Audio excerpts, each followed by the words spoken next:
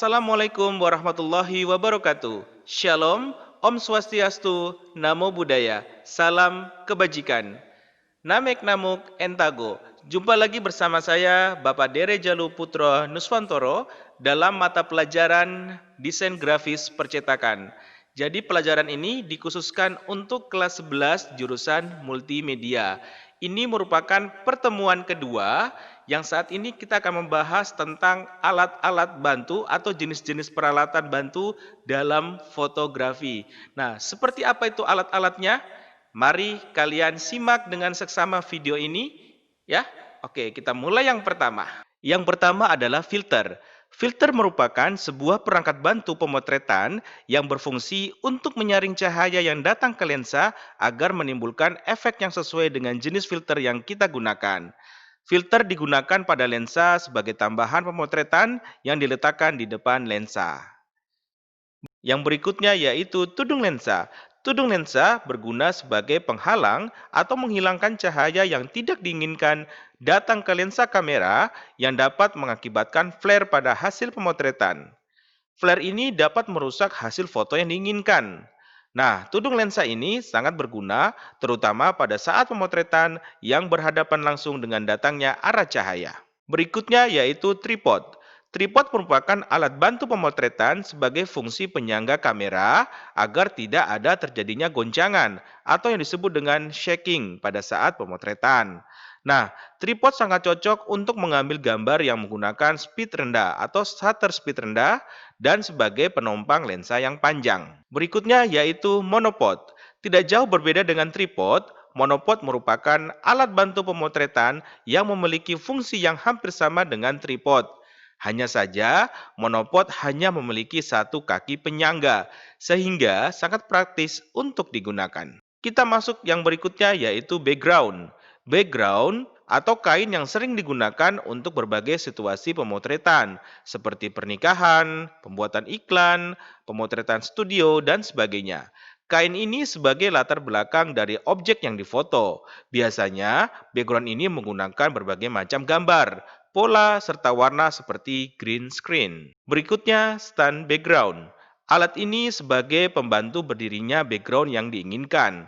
Stand background setidaknya memiliki dua stand untuk penyangga yang dapat dinaik turunkan sesuai kebutuhan. Berikutnya, payung reflektor.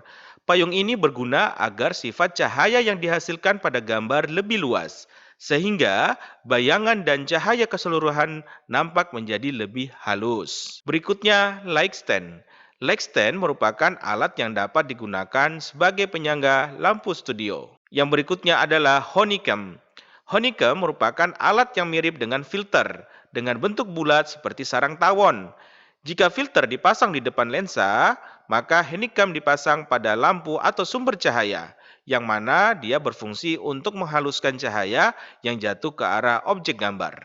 Yang berikutnya yaitu flash meter. Seperti namanya, flash meter ini berfungsi untuk mengukur kekuatan sumber cahaya yang datang dalam pemotretan indoor maupun outdoor.